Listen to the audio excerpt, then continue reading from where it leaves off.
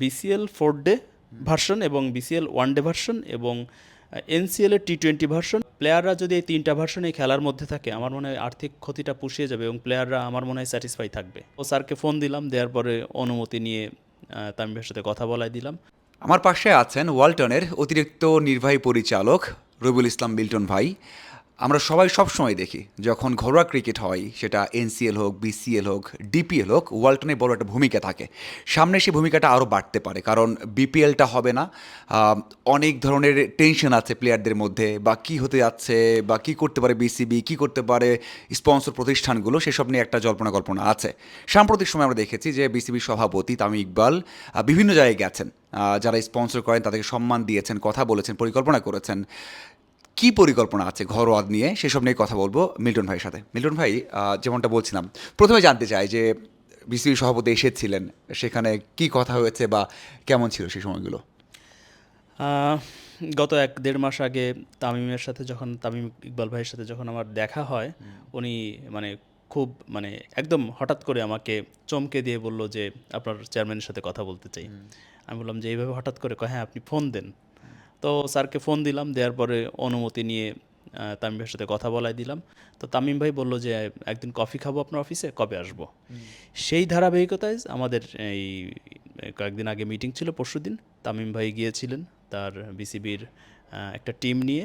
সেখানে সিইও সুজন ভাই ছিলেন, তারপরে বিসিবির ভাইস প্রেসিডেন্ট ফাহিম সিনহা ভাই ছিলেন, মাসুদুজ্জামান ভাই ছিলেন এবং আসিফ রাব্বানি ভাই ছিলেন, সবাই বোর্ড অফ ডিরেক্টরস।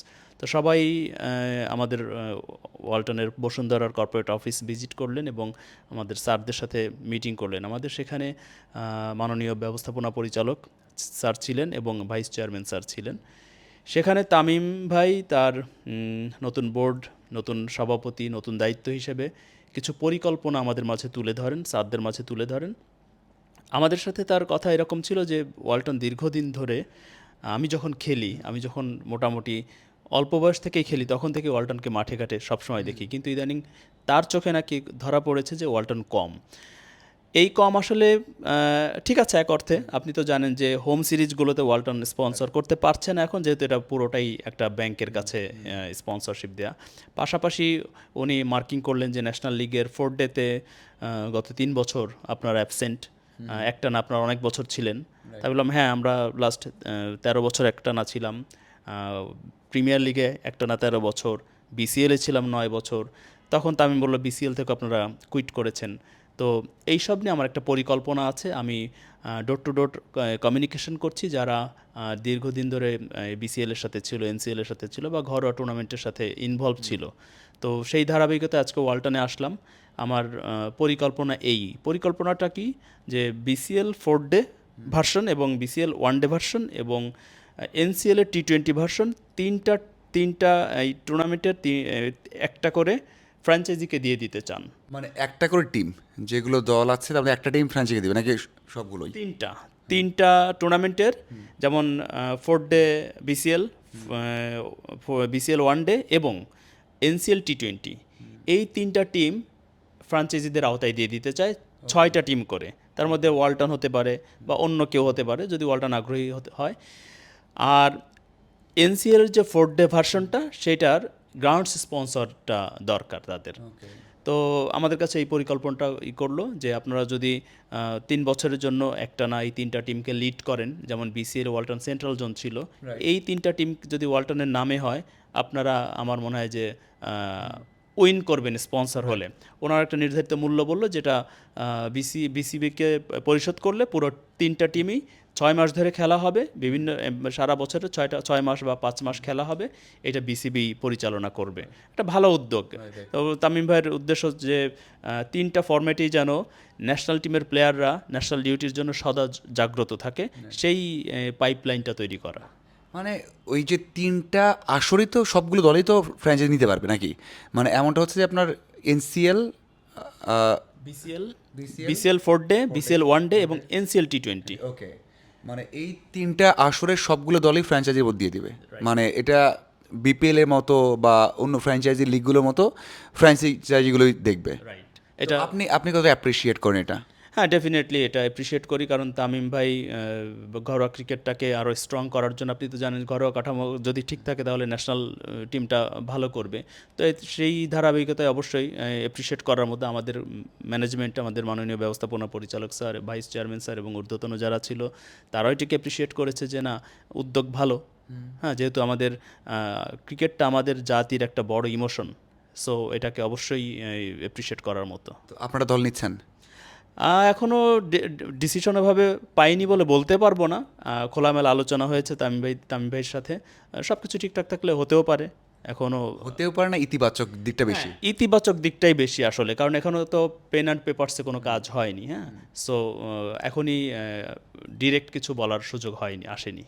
যদি ফ্র্যাঞ্চাইজি হয় এই তিনটা আসর, সেখানে কি মানে আর্থিক দিকটা মানে প্লেয়ারদের, যেটা হচ্ছে গেল কয়েক বছর কমে গেছে, বিপিএল না হলে আর্থিকভাবে ক্ষতিগ্রস্ত হবে, সেখানে কি আপনারাই ডিসাইড করবেন নাকি বোর্ড একটা নির্ধারণ করে দিবে যে এ ক্যাটাগরি বি ক্যাটাগরি টাকার বিষয়টা? না, দেখেন, আর্থিক বিষয়টা সবসময় বিপিএলেই সমালোচিত হয়েছে। আপনি লাস্ট যদি 10 বছর বিসিএল এর কথা বলেন, ওয়ালটনই 9 বছর ছিল, ইসলামী ব্যাংক 9 বছর ছিল, প্রাইম ব্যাংকও 7-8 বছর ছিল। বিসিএলে কখনো আর্থিক নিয়ে কখনো কোনো লেনদেন নিয়ে কখনো কি বলে নেতিবাচক কোনো আলোচনা আসেনি। সো আমার মনে হয় যে বিসিএল এনসিএলে এই ভালো ভালো কর্পোরেট প্রতিষ্ঠানগুলো যদি আসে, তা আমার মনে হয় না যে এটা নিয়ে প্লেয়ারদের আর্থিক দিক নিয়ে ভাবতে হবে। এই যে বিপিএলের এই সময়টাতে যখন কথা হচ্ছে হবে না, হয়তো নেক্সট ইয়ার ব্যাক করবে, সেই দিক থেকে কি এটা খুব ভালো দিক কিনা? এবং যদি তিনটা ফর্ম্যাট ফ্র্যাঞ্চাইজি যদি হয়েই যায় তাহলে আপনার কি মনে হয় যে ওই যে আর্থিক ক্ষতি যেটা তামিম ইকবাল বলেছেন যে হয়তো এটা একটা সারপ্রাইজ থাকছে, আমরা ঘোষণা করছি না, কোনো এক সময় হয়তো আমরা বলবো, হয়তো এটাই তার অংশ বা করতে চাচ্ছেন একটা বিষয়, মনে হয় যে ওইটা প্লেয়ারটা কাটিয়ে উঠতে পারবে?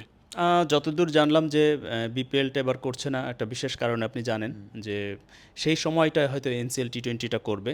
সো আমার মনে হয় কিছুটা কাভার আপ হবে, এবং প্লেয়াররা যদি এই তিনটা ভার্সনে খেলার মধ্যে থাকে, আমার মনে হয় আর্থিক ক্ষতিটা পুষিয়ে যাবে এবং প্লেয়াররা আমার মনে হয় স্যাটিসফাই থাকবে।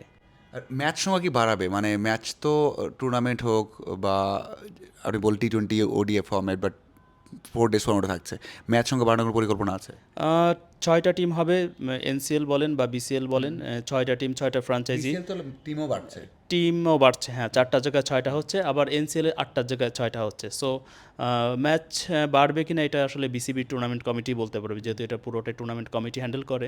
সো প্ল্যানটা তারা কিভাবে করছে তারাই বলতে পারবে। তো প্রতিষ্ঠান দিক দিয়ে মানে ওয়ালটনের দিক দিয়ে, অথবা আপনি যদি চিন্তা করেন যে অন্য যেই কোম্পানিগুলোকে বলা হচ্ছে তাদের দিক দিয়ে কতটা হেল্পফুল হবে এটা? আপনারা এক সময় যেটা আপনি বললেন 9 বছর 10 বছর টানা ছিলেন, এখন থাকতে পারছেন, দেশের বাইরেও আপনারা স্পন্সর করছেন, মানে এই যে বিসিএল বা এনসিএল বা ডিপিএলও তো আপনারা লং টাইম লাস্ট ইয়ারও থেকেছেন, তো সেই দিক থেকে আপনারা মানে যে ব্যাংক হোক, ওয়ালটন হোক বা অন্য প্রতিষ্ঠান হোক, কতটা লাভবান হতে পারেন মানে নতুন এই পরিকল্পনাতে?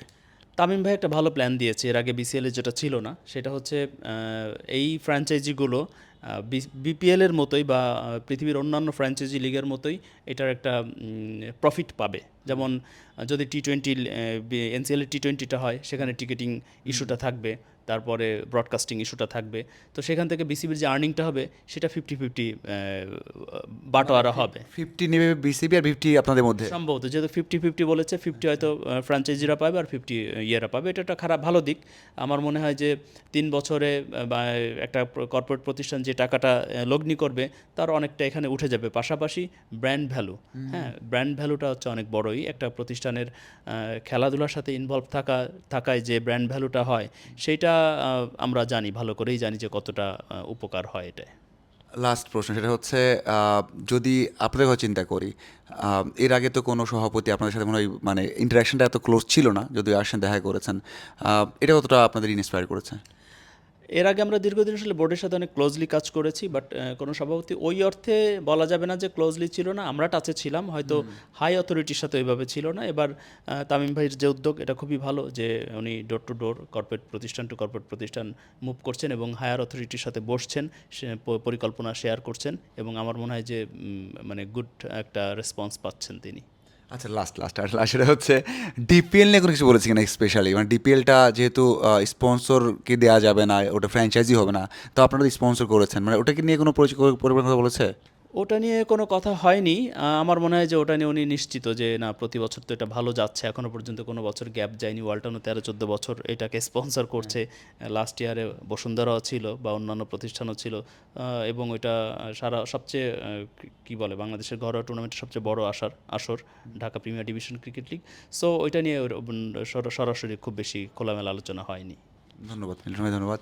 ওকে, যেটুকু জানতে পারলাম আমরা যে আসর যেটা হয়েছে এর আগে এনসিএল, বিসিএল অথবা ডিপিএল, সেখানে নতুন করে একটা সাজানো হচ্ছে, মানে পরিকল্পনা করা হচ্ছে যেন বিপিএলের যে ক্ষতিটা আর্থিক এবং ম্যাচ খেলার ঘাটতি সেটা যেন পুষিয়ে নেওয়া যায়। সো আপনাদের কী মনে হয় যে এটা কাজে দেবে কিনা, এবং দিলেও সেটা বাংলাদেশের ক্রিকেটের জন্য এগিয়ে যাওয়ার পথে কাজে লাগবে? অবশ্যই জানাবেন। ধন্যবাদ সবাইকে।